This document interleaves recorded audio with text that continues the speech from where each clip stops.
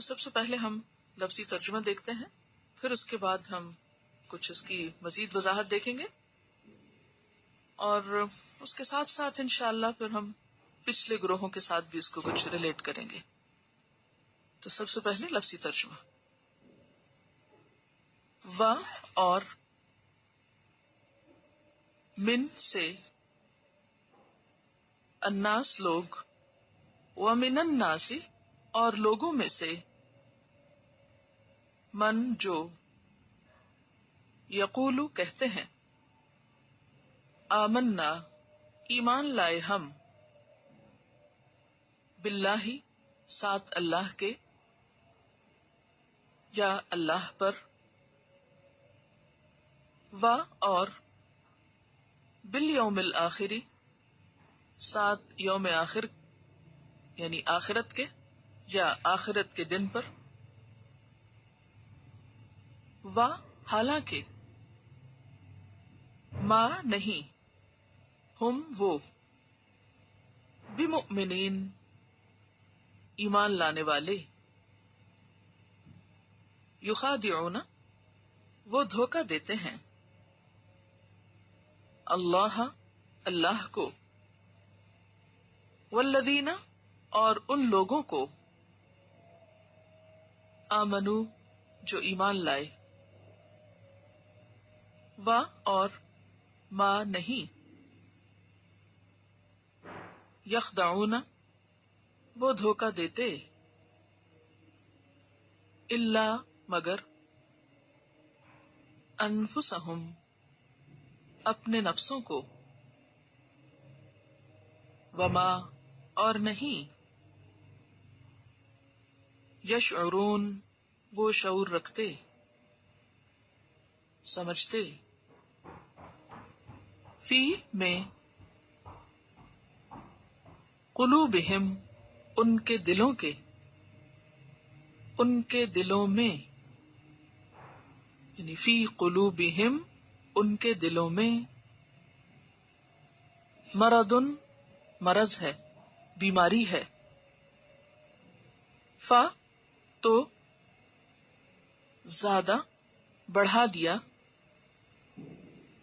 ہم ان کو، اللہ اللہ نے، مرضن بیماری میں، وَلَهُمْ اور ان کے لیے، عذاب عذاب ہے، علیم المناک دردناک تکلیف دہ، بما بوجہ اس کے جو، کانو تھے وہ، یکذبون وہ جھوٹ بولتے۔ تفسیر آیت نمبر 8 سے، وَمِنَ النَّاسِ مَن يَقُولُ آمَنَّا بِاللَّهِ وَبِالْيَوْمِ الْآخِرِ وَمَا هُمْ بِمُؤْمِنِينَ۔ اور لوگوں میں سے کچھ وہ ہیں جو کہتے ہیں کہ ہم اللہ پر اور آخرت کے دن پر ایمان لائے ہیں، حالانکہ وہ مومن نہیں ہیں۔ جیسا کہ آپ جانتے ہیں کہ اس سورت کی ابتدائی 4 آیات میں خالص مومنین کا ذکر ہے، متقین کا ذکر ہے، پھر 2 آیتیں خالص کفار کے حال کے بارے میں ذکر کی گئی ہیں۔ اب یہاں سے اللہ سبحانہ تعالیٰ نے ان منافقین کا حال بیان کیا ہے جو بظاہر ایمان کو ظاہر کرتے ہیں لیکن اندر کفر کو چھپائے ہوئے ہوتے ہیں۔ یہ کفر اور ایمان کے درمیان لٹک رہے ہیں، نہ ادھر کے ہیں نہ ادھر کے ہیں۔ ان لوگوں کا معاملہ چونکہ بہت مشتبہ ہوتا ہے، مشکوک ہوتا ہے، اس لیے ان کے بارے میں زیادہ تفصیل کے ساتھ بتایا جا رہا ہے تاکہ لوگ ان کو پہچان جائیں۔ فرمایا وَمِنَ النَّاسِ مَن يَقُولُ اور لوگوں میں سے کوئی ایسا بھی ہے جو کہتا ہے۔ وَمِنَ النَّاسِ الناس کا لفظ وہ ہے جس کا کوئی واحد نہیں ہوتا، کوئی مفرد نہیں ہوتا۔ ایسے الفاظ کو الفاظ الجموع کہا جاتا ہے، جمع سے جموع، جیسے قوم کا کوئی مفرد نہیں، حالانکہ قوم میں بہت سے لوگ ہوتے ہیں، تو ایسے الفاظ کو الفاظ الجموع کہتے ہیں۔ تو مراد یہاں ہے لوگ، تو لوگوں میں سے من یقول جو کہتے ہیں اب یہ کن لوگوں کی طرف اشارہ ہے؟ منافقین کی طرف. منافقین کو الناس کہا گیا ہے، یعنی پچھلے گروہ تو واضح ہیں، مومن ہیں اور کافر ہیں، اور یہاں پر کون ہے؟ منافق. کہ لوگوں میں سے کچھ ایسے لوگ ہیں یعنی منافق ہیں، اور ان کو الناس کہہ کے ان کی شان کو گھٹایا گیا ہے. یعنی یہ ایسے لوگ ہیں جن کے اندر نہ دائیں ہاتھ والوں کے اوصاف ہیں نہ بائیں ہاتھ والوں کے، بلکہ بیچ میں لٹک رہے ہیں. کیوں؟ اس لیے کہ من یقولو، جو کہتے ہیں آمنا باللہ وبالیوم الآخر، ہم اللہ پر ایمان لائے اور آخری دن پر ایمان لائے. یعنی جو اپنی زبان سے یہ ظاہر کرتے ہیں کہ ہم ایمان والے ہیں، بس منہ سے بولتے ہیں، دل سے نہیں کہتے، یقین سے نہیں کہتے، ان کا ایمان حقیقی ایمان نہیں ہے. ایمان کی ڈیفینیشن پیچھے آپ کو بتائی گئی تھی. کیا؟ دل میں پورا یقین، تصدیق، زبان سے اقرار اور عمل سے اظہار. ٹھیک ہے، یعنی دل میں عقیدہ رکھنا، زبان سے اقرار کرنا اور اعضاء سے عمل کر کے دکھانا. تو ایمان میں نیت، قول اور عمل سب کچھ شامل ہے. تو جو انسان دل سے تصدیق کرے لیکن زبان سے نہ بولے اور نہ عمل کرے، تو اس کا معاملہ جیسے ابو طالب کا معاملہ تھا. وہ دل سے یقین کرتے تھے کہ یہ سچا دین ہے، لیکن زبان سے اقرار نہیں کیا اور نہ ہی اس کے مطابق عمل کیا. تو ایسے لوگوں کو دل کی تصدیق فائدہ نہ دے گی. اسی طرح صرف زبان سے اقرار بھی کافی نہیں کہ انسان صرف بولتا رہے اور اندر سے وہ مومن نہ ہو، جیسے یہ منافق ہیں، یہ ان کا حال ہے. اسی طرح وہ لوگ جو دل سے بھی یقین کریں اور زبان سے بھی بولیں لیکن عمل میں اظہار نہ کریں، یہ ایک تیسری کیٹیگری ہے ایسے لوگوں کی. جانتے ہیں ان کو، بہت عام ہے یہ، جن کا دل میں یقین پکا ہے کہ اللہ ہے، آخرت ہے، حساب کتاب ہونا ہے، سب کچھ بول کے بھی کہتے ہیں لیکن ان کا عمل اس کے مطابق نہیں. اس کے بارے میں حدیث میں بھی آتا ہے، رسول اللہ صلی اللہ علیہ وسلم نے فرمایا، اے ان لوگوں کی جماعت جو صرف اپنی زبان سے ایمان لائے ہو اور ان کے دلوں میں ایمان داخل نہیں ہوا، مسلمانوں کی غیبت مت کیا کرو اور ان کی عزت و آبرو کے درپے نہ ہوا کرو، اس لیے کہ جو کسی کی عزت کے درپے ہوتا ہے، یعنی کسی کی عزت خراب کرتا ہے، اللہ اس کی عزت کے درپے ہو جاتا ہے، اور اللہ جس کی عزت کے درپے ہو جائے تو اس کو اس کے گھر میں ہی رسوا کر دیتا ہے، یعنی اس کی شامت آئی کہ آئی. اور یہاں پر لفظ پھر یوم الآخر استعمال ہوا. اس سے پہلے اس کے لیے کیا استعمال ہوا تھا؟ آخرہ. یوم الدین بھی آیا ہے اور آخرت مؤنث بھی آیا ہے، تو یوم کے ساتھ آئے تو آخر آئے گا، اور اگر ویسے آئے وَبِالْآخِرَةِ ہم یوقنون، تو مراد اس سے وہی قیامت کا دن ہے، یوم القیامہ ہے. کہ لوگوں میں سے کچھ ایسے لوگ ہیں جو زبان سے بس کہتے ہیں کہ ہم اللہ پر ایمان لائے اور آخری دن پر ایمان لائے، لیکن وما ہم بمؤمنین، وہ حقیقت میں مومن نہیں ہے، وہ اللہ سبحانہ تعالیٰ کے نزدیک ایمان والوں کی کیٹیگری میں شامل نہیں ہے. لہذا ایمان والوں کے لیے جو خوشخبریاں ہیں وہ ان کے لیے نہیں ہیں. اللہ سبحانہ تعالیٰ ان کی اس بات پر یقین نہیں کرتا اور ان کو جھوٹا قرار دیتا ہے. ایسے لوگ منافق کہلاتے ہیں. رسول اللہ صلی اللہ علیہ وسلم کی مکہ معظمہ سے مدینہ منورہ کی طرف ہجرت سے پہلے اور ہجرت کے بعد بھی کچھ عرصہ نفاق کا وجود نہیں تھا. ایسے لوگ نہیں تھے، یعنی منافق نہیں تھے.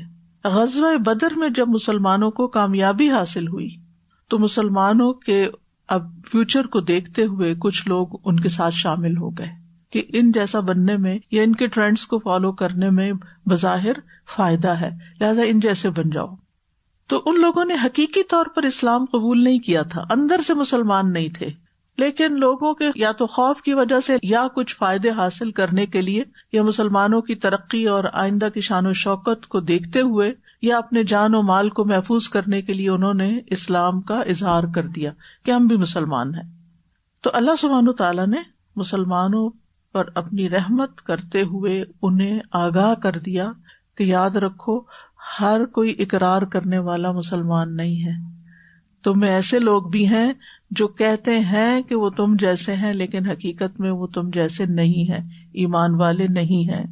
اور دوسری طرف منافقین کو بھی خبردار کرنا تھا کہ اللہ تعالیٰ کو تمہاری حرکتوں کا خوب پتہ ہے، اللہ جانتا ہے جو تم دھوکہ بازی کر رہے ہو، اور اللہ تعالیٰ اپنے مومن بندوں کو بھی آگاہ کر رہا ہے۔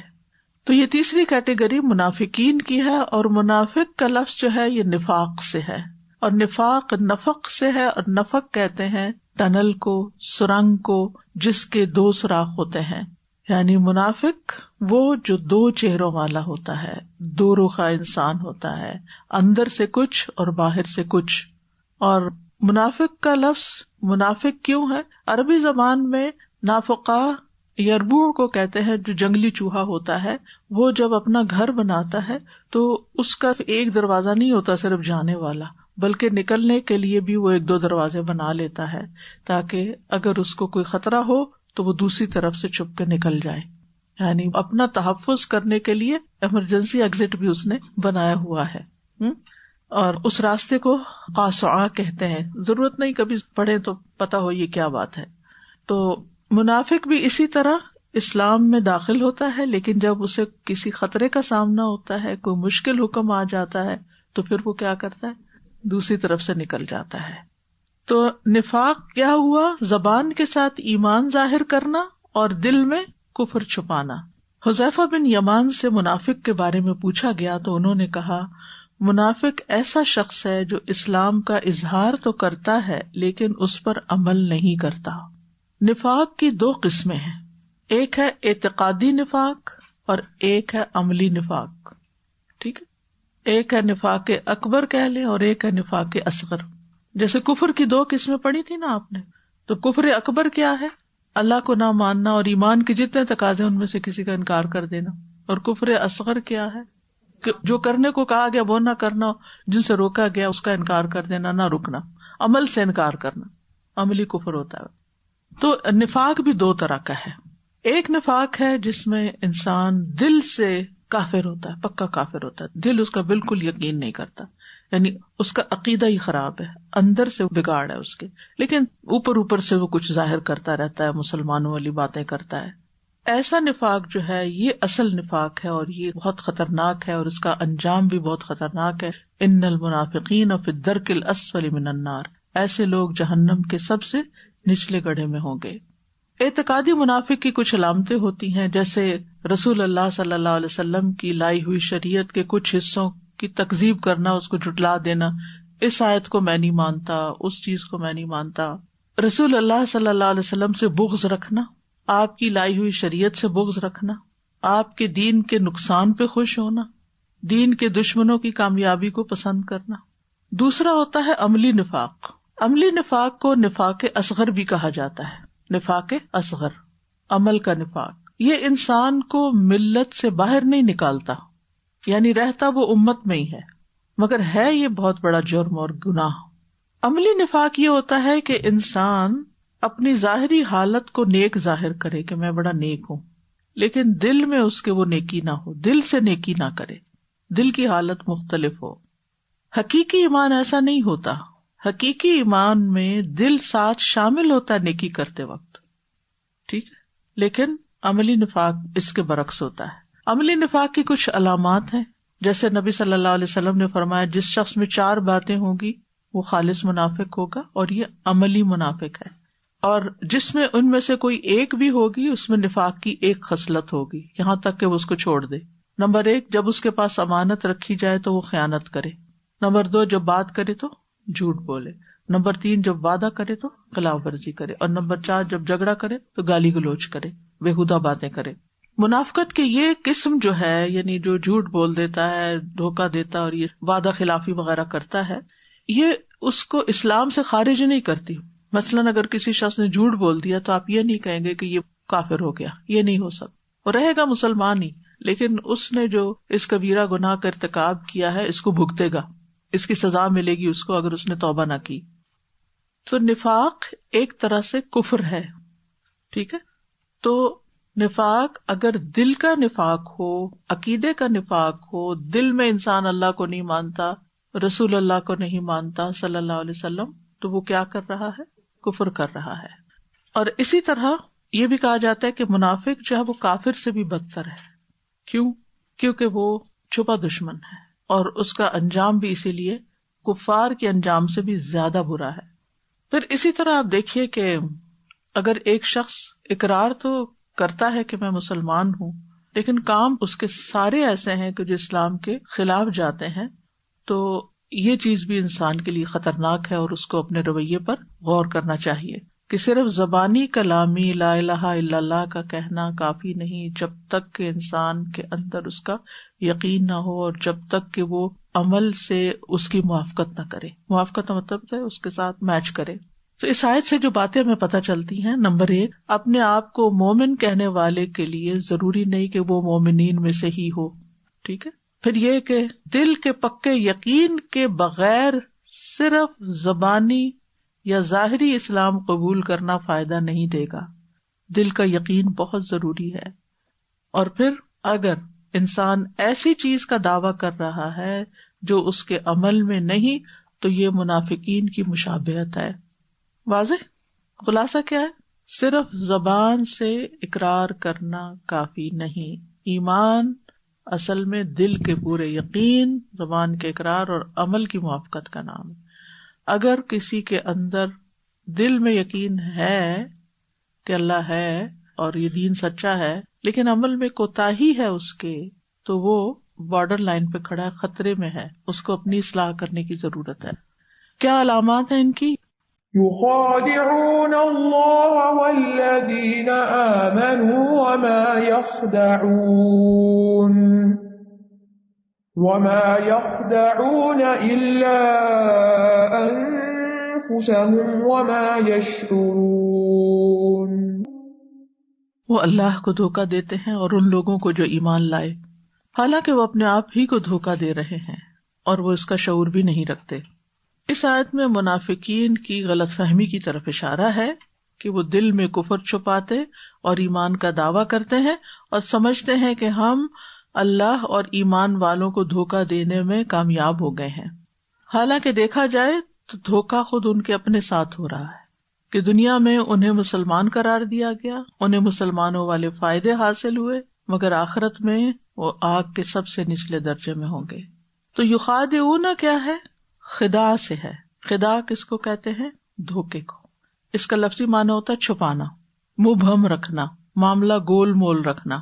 خدعہ کا مطلب ہوتا ہے اس نے دھوکہ دیا اور ایسے مکروہ کام کا ارادہ کیا جسے دوسرا شخص نہیں جانتا. خداع کہتے ہیں دوسروں کے سامنے کسی ایسے کام کو ظاہر کرنا جو اس کے باطن کی، اس کی حقیقت کے خلاف ہو. دھوکہ دینے والا شخص جس کو دھوکہ دیتا ہے اس کے سامنے زبان سے جو کچھ ظاہر ہے اس کے خلاف اپنے دل میں کچھ اور مقصد چھپائے ہوئے ہوتا ہے. یہی دھوکہ ہوتا ہے نا، یعنی اندر کچھ اور چھپایا ہوا ہے، اوپر سے کچھ اور کہہ رہا ہے تاکہ وہ اس سے اپنا مقصد حاصل کر سکے. یعنی کسی کے پاس بڑا خیر خواہ بن کے جانا جبکہ اندر نیت کچھ اور ہے. کسی کو بتانا میں تو تمہارے فائدے کے لیے یہ کہہ رہا ہوں جبکہ فائدہ اس کا اپنا ہو. یعنی وہ اللہ کو دھوکہ دیتے ہیں، یعنی ظاہری طور پر لا الہ الا اللہ کہہ کے یہ سمجھتے ہیں کہ وہ اپنے جان اور مال بچا لیں گے. کیا کوئی اللہ کو دھوکہ دینے میں کامیاب ہو سکتا ہے؟ نہیں ہو سکتا. لیکن یہ ان کا اپنا خیال ہے کہ وہ اللہ کو بھی راضی کر لیں گے کیونکہ لا الہ الا اللہ کہہ دیا، کیونکہ اللہ تعالیٰ پر تو حال مخفی نہیں کسی کا بھی. تو حسن بصری کہتے ہیں اس کا معنی ہے اللہ کے رسول کو دھوکہ دیتے ہیں، یعنی وہ کہتے ہیں کہ اس میں رسول کا لفظ محذوف ہے، یعنی یخادعون رسول اللہ، کیونکہ اللہ کو تو کوئی دھوکہ دے ہی نہیں سکتا. یہ ایک دوسری تفسیر ہے. جیسے رسول اللہ صلی اللہ علیہ وسلم کی نافرمانی اللہ کی نافرمانی ہے اور آپ کی اطاعت اللہ کی اطاعت ہے، دونوں لازم و ملزوم ہیں. اسی طرح رسول اللہ صلی اللہ علیہ وسلم کو دھوکہ دینا ایسا ہے جیسے اللہ کو دھوکہ دینا ہے.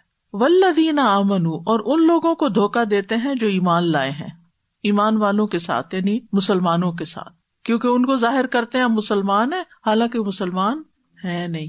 کیوں ظاہر کرتے ہیں؟ فائدے اٹھانے کے لیے، جبکہ دل میں مقصد کچھ اور ہے. وما یخدعون الا انفسهم وما یشعرون، حالانکہ نہیں وہ دھوکہ دیتے مگر اپنے آپ کو ہی، اور وہ شعور بھی نہیں رکھتے، ان کو یہ سمجھ بھی نہیں کہ وہ کس کا نقصان کر رہے ہیں. یعنی اپنے آپ کو جھوٹی امیدیں دلاتے رہتے ہیں، یعنی ان کو یہ احساس بھی نہیں، ان کی سوچ میں بھی یہ بات نہیں آتی کہ یہ دھوکہ جو ہم دے رہے ہیں اندر باہر کا فرق کر کے، یہ کتنا خطرناک کام ہے اور یہ کس کے ساتھ ہم کر رہے ہیں. جو شعور ہوتا ہے نا، یہ احساس کرنا ہونا، کسی چیز کو پرسیو ہی نہ کرنا، سمجھ کے ہی نہ دینا، کیونکہ اللہ سبحانہ وتعالیٰ تو عالم الغیب ہے، وہ تو دلوں کا حال بھی جانتا ہے. تو یہ کیسے ہو سکتا ہے کہ تمہارا کفر اللہ سے چھپ جائے؟ تو وہ اتنے لا علم، اتنے بے خبر، اتنے بے سمجھ، اتنے بے وقوف ہیں کہ وہ اس حقیقت اور اس بات کو ہی نہیں سمجھتے. اس سے بڑا جاہل کون ہوگا کہ جو اتنی سی بات نہ سمجھ سکے کہ میرا سب کچھ اللہ کے سامنے ظاہر بھی اور باطن بھی. اور پھر ایمان والوں کو جو دھوکہ دیتا ہے وہ بھی بڑے خطرے میں ہے، کیونکہ جو اللہ کا ولی ہوتا ہے نا، اس کے ساتھ جو دھوکہ کرتا ہے، اس کو جو کوئی نقصان دیتا ہے، اس کو جو کوئی تکلیف دیتا ہے، اللہ تعالیٰ خود اس سے نبٹ لیتا ہے. ایک حدیث میں آتا ہے نا کہ من آذى لی ولیا فقد آذنتہ بالحرب، جو میرے کسی ولی کو اذیت دیتا ہے میں اس کے خلاف اعلان جنگ کرتا ہوں، یعنی اس کی شامت لے آؤں گا. یعنی نہ تو اللہ تعالیٰ کو نقصان ہے، نہ ایمان والوں کا کوئی نقصان ہے، نقصان سراسر اپنا ہے. اور اگر انسان دیکھے تو حقیقت بھی یہی ہے کہ جب انسان چھپ کے ایسی کچھ حرکتیں کرتا ہے جو دین کے خلاف جاتی ہیں یا سچے ایمان والوں کے خلاف جاتی ہیں، تو وہ ساری کوششیں خود انسان کے خلاف پلٹتی ہیں، انسان کے اپنے اوپر آتی، اس کا وبال اسی پہ پڑتا ہے. تو اس آیت سے یہ بات پتہ چلتی ہے کہ دھوکہ دینا نفاق کی علامت ہے، منافق ہونے کی علامت ہے. دھوکہ دینے والا خود کو دھوکہ دیتا ہے اور اپنے آپ کو بے وقوف بنائے ہوئے ہوتا ہے، اور دھوکہ دینے والا دراصل اللہ کو پہچانتا نہیں، اللہ کی عظمت کو نہیں جانتا، اللہ کی صفات کو نہیں جانتا. کیونکہ اگر وہ اللہ کو پہچانتا ہوتا نا کہ اللہ تعالیٰ عالم الغیب والشہادہ ہے تو وہ کبھی ایسا نہ کرتا. فی قلوبہم مرض فزادہم اللہ مرضا وَلَهُمْ عَذَابٌ أَلِيمٌ بِمَا كَانُوا يَكْذِبُونَ. ان کے دلوں میں ایک مرض ہے تو اللہ نے ان کے مرض کو اور زیادہ کر دیا، اور ان کے لیے دردناک عذاب ہے کیونکہ وہ جھوٹ بولا کرتے تھے. اس آیت میں اللہ تعالیٰ نے ان کے دھوکہ دینے کی وجہ بتا دی ہے کہ وہ ایسا کیوں کر رہے ہیں، اس کے پیچھے ریزن کیا ہے. فرمایا کہ یہاں ان کے دلوں میں ایک بیماری ہے، ایک مرض ہے، جس کی وجہ سے وہ سوچنے سمجھنے کے قابل نہیں ہے. اور وہ بیماری کیا ہے؟ شک و شبہ کی بیماری ہے، بے یقینی کی بیماری ہے، دنیا کی محبت کی بیماری ہے. جس طرح بیماری سے بدن کمزور ہو جاتا ہے، جیسے کہا جاتا ہے کہ ایک دن کا بخار 40 دن کی کمزوری لاتا ہے، کہنے کو کہا جاتا ہے، حقیقت اللہ جانتا ہے. لیکن کسی بھی بیماری سے آپ اٹھتے ہیں تو بعض اوقات بیماری کا عرصہ جو ہوتا ہے وہ بہت تھوڑا ہوتا ہے، ایک جھٹکا ہی آتا ہے، لیکن ریکوری کا عرصہ لمبا ہوتا ہے. ٹھیک ہے، تو بیماری بہرحال انسان کو کمزور کر دیتی، ویک کر دیتی ہے، اور خاص طور پر اگر انسان اس کا علاج نہ کرائے تو وہ مرض بڑھتا چلا جاتا ہے.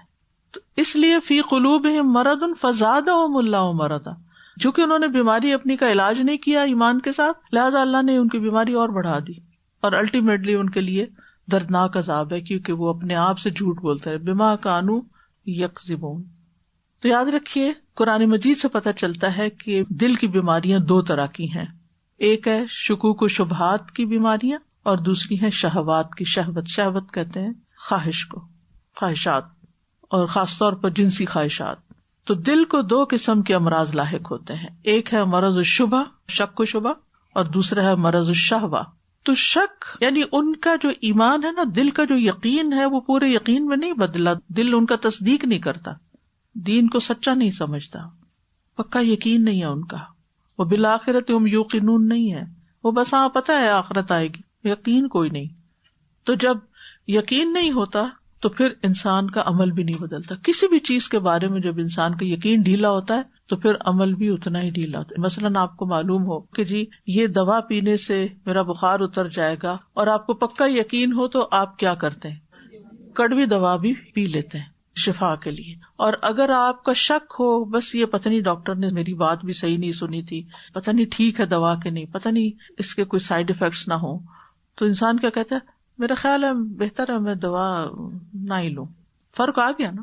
تو بیماری کیا ہے؟ شک و شبہ کی، یعنی دین کو سچا نہیں سمجھتے.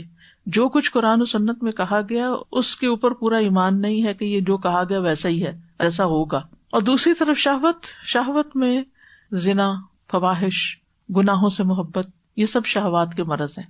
تو مطلب یہ ہے کہ ان کے دلوں میں یہ خرابیاں ہیں، اور ساتھ ہی دنیا کی ایسی محبت ہے کہ انہیں دنیا کی رنگینیوں میں خوشی حاصل ہوتی ہے، دنیا سے محبت کرتے ہیں، آخرت کا ذکر بھی نہیں سننا چاہتے، آخرت کی بات نہیں کرنا چاہتے، آخرت کی طرف ان کی کوئی توجہ نہیں ہے. اب جو شخص دنیا سے محبت کرتا اور ہر وقت دنیا کے پیچھے دوڑ رہا ہو تو نتیجہ کیا ہوگا؟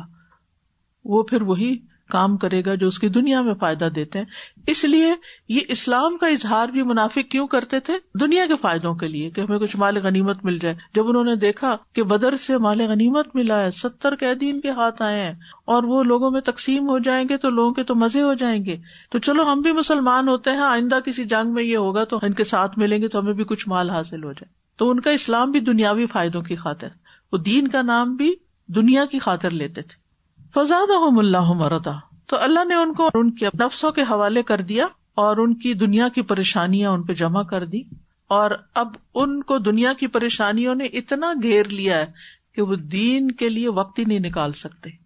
چونکہ دنیا کی محبت میں اضافہ ہوا، لہٰذا دنیا کے پیچھے بھاگے، دنیا کے کام زیادہ ہوئے. جب کام اور مصروفیت زیادہ ہوئی تو اب دین کے لیے وقت نکالنا مشکل ہو گیا.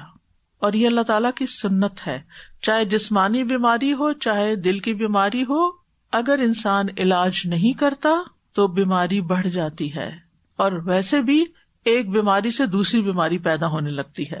قرآن مجید کے ایک دوسرے مقام سے بھی ہمیں پتہ چلتا ہے کہ جب قرآن کی کوئی سورت نازل ہوتی ہے تو جو ایمان والے ہوتے ہیں فَأَمَّا الَّذِينَ آمَنُوا فَزَادَتْهُمْ ایمانا، ہر نئی سورت سے ان کے ایمان میں اضافہ ہوتا ہے. وَهُمْ يَسْتَبْشِرُونَ، اور وہ بہت خوش ہو جاتے ہیں. وَأَمَّا الَّذِينَ فِي قُلُوبِهِمْ مَرَضٌ فَزَادَتْهُمْ رِجْسًا إِلَىٰ رِجْسِهِمْ وَمَاتُوا وَهُمْ كَافِرُونَ. اور رہے وہ لوگ جن کے دلوں میں نفاق کی بیماری ہے تو اس صورت نے ان کی نجاست میں مزید نجاست کا اضافہ کر دیا، یعنی ان کی منافقت اور بڑھ جاتی ہے اور وہ اس حال میں مرتے ہیں کہ وہ کافر ہوتے ہیں.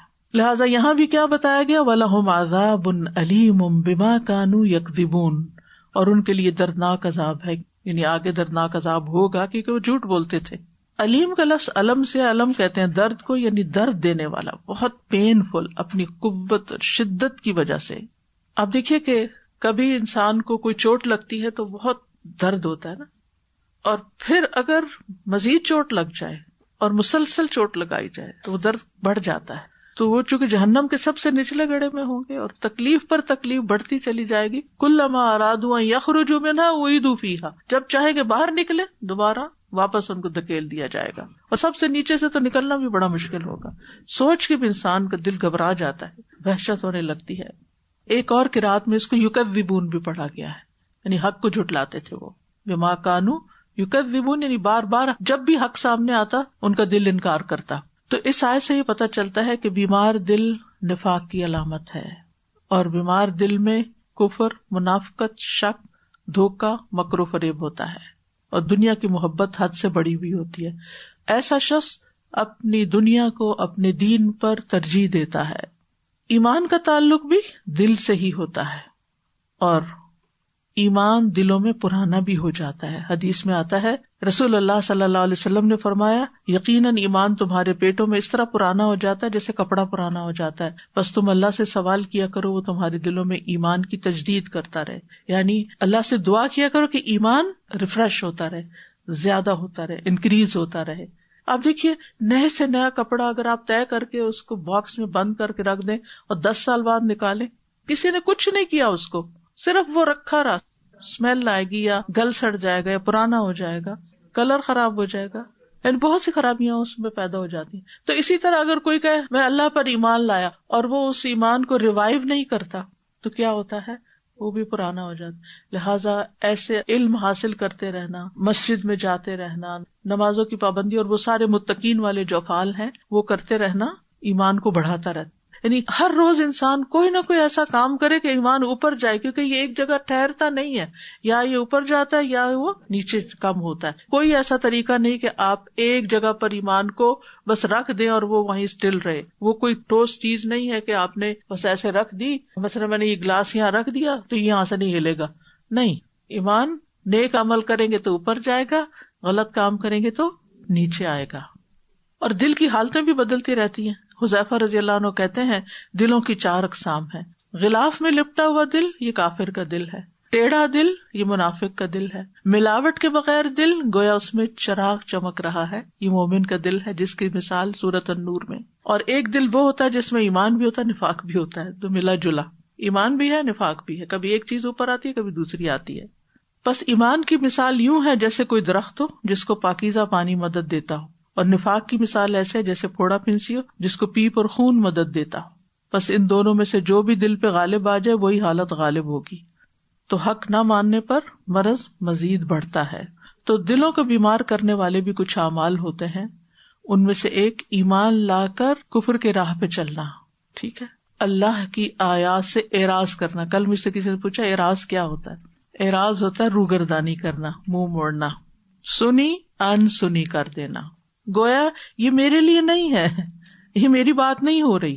صحابہ میں سے 40 ایسے تھے جو اس بات کا خوف رکھتے تھے کہ کہیں ہمارے اندر کوئی منافقت والی بات تو نہیں آ گئی. وہ اپنے اوپر نفاق کا خوف رکھتے تھے. ہم میں سے آج تک کسی نے کوئی ایسی بات نہیں سوچی کہ کہیں میرے اندر تو نہیں منافقت. تو اللہ کی آیات سے منہ موڑ لینا، یا تو سننا ہی نہیں یا سن کے سنی انسنی کر دینا، غفلت میں پڑے رہنا اور اس کا احساس بھی نہ ہونا. لاہیتن قلوبہم، اللہ کے ذکر سے روگردانی کرنا. رسول اللہ صلی اللہ علیہ وسلم نے فرمایا اس شخص کی مثال جو اپنے رب کو یاد کرتا ہے اور جو اپنے رب کو یاد نہیں کرتا زندہ اور مردہ جیسی ہے. پھر جھوٹ بولنا، دنیا کی محبت دل کو کمزور کرنے کا باعث بنتی ہے، دنیا کی محبت. پھر برا اخلاق، یہ بھی منافقت کی علامت ہوتی ہے، جھگڑے میں گالیاں دینا. پھر دلوں کو بگاڑنے والے 5 اور کام بھی ہیں. ابن القیم کہتے ہیں دل کو بگاڑنے والے 5 کام ہیں. نمبر 1، لوگوں سے زیادہ گھل مل کے رہنا، ہر وقت لوگوں کے بیچ میں رہنا، ٹو مچ سوشلائزنگ. نمبر 2، خواہش پرستی، بس وہ کام کرنا جس کا دل چاہ رہا ہو، اور جو زیادہ امپورٹنٹ کام وہ چھوڑ دینا. دل چاہ رہا کھانے کو، اٹھ کے کھانا شروع کر دینا چاہے وقت ہے یا نہیں. اور کھانے میں بھی بس جنک کھا لینا، کیونکہ جو صحیح فوڈ ہے وہ دل کو نہیں لگ رہی. اسی طرح اللہ کے علاوہ کسی دوسرے سے اتنی محبت کرنا جتنی اللہ سے محبت کی جاتی. یعنی کسی بھی چیز، انسان ہو، مال ہو، کچھ بھی ہو دنیا کا، اس کی محبت اللہ کی محبت سے بڑھ جائے. پھر زیادہ کھانا اور زیادہ سونا، آرام طلب ہونا، یہ 5 چیزیں دل کو خراب کرنے والی چیزوں میں سب سے بڑی چیزیں ہیں. بعض سلف کہتے ہیں 2 خصلتیں دل کو سخت کر دیتی ہیں، زیادہ بولنا اور زیادہ کھانا پینا. یہاں پر خاص صفت جو منافقین کی اس آیت میں بتائے گی وہ کیا ہے؟ بالکل صحیح کہا، جھوٹ بولنا. یہ جڑ ہے منافقت کی، کیونکہ منافق دھوکہ بھی دیتا ہے، اس میں بھی جھوٹ پایا جاتا ہے. منافق وعدہ خلافی کرتا ہے، اس میں بھی جھوٹ ہوتا ہے. منافق امانت پہ خیانت کرتا ہے، اس کے پیچھے بھی جھوٹ ہوتا ہے. ٹھیک ہے، منافق کسی کو گالی دیتا ہے، وہ بھی جھوٹ ہی ہوتی ہے. آپ کسی کو نعوذ باللہ کسی کو کتا کہتے، وہ کتا تھوڑی ہوتا ہے، تو غلط بیان ہی کر رہا ہے. ٹھیک ہے نا. تو منافقت کی جڑ جھوٹ میں ہے. جب تک جھوٹ نہیں انسان سے نکلتا اس وقت تک نفاق ختم نہیں ہوتا. اور نبی صلی اللہ علیہ وسلم نے بھی منافق کی جو علامات بتائی ہیں ان میں سے سب سے پہلی صفت جھوٹ ہے. حضرت ابوبکر فرماتے تھے اے لوگو جھوٹ سے اپنے آپ کو بچاؤ، کیونکہ جھوٹ ایمان کے مخالف ہے. جھوٹ اور ایمان ایک دل میں جمع نہیں ہوتے. رسول اللہ صلی اللہ علیہ وسلم نے فرمایا 3 خصلتیں جس میں ہو وہ منافق ہے، خواہ وہ نماز پڑھتا ہو، روزہ رکھتا ہو اور اپنے آپ کو مسلمان سمجھتا ہو. جب بات کرے تو جھوٹ بولے، وعدہ کرے تو وعدہ خلافی کرے، جب امانت رکھوائی جائے تو خیانت کرے. نبی صلی اللہ علیہ وسلم کے نزدیک سب سے زیادہ نفرت والی اور بغض والی بات جھوٹ تھی. جب کوئی جھوٹ بولتا تو آپ کا رویہ اس سے بدل جاتا تھا جب تک وہ اصلاح نہ کر لیتا. نبی صلی اللہ علیہ وسلم نے فرمایا کسی دل میں جھوٹ اور سچ جمع نہیں ہو سکتے. جھوٹ کی سزا دنیا میں بھی جلد مل جاتی ہے. مسلسل جھوٹ کی وجہ سے انسان اللہ کے ہاں جھوٹا لکھا جاتا ہے. مذاق میں بھی جھوٹ بولنے سے منع کیا گیا ہے، بچوں سے بھی جھوٹ بولنے سے منع کیا گیا ہے. ہمارا دین سچائی پر مبنی ہے، لہذا مومن سچا ہوتا ہے.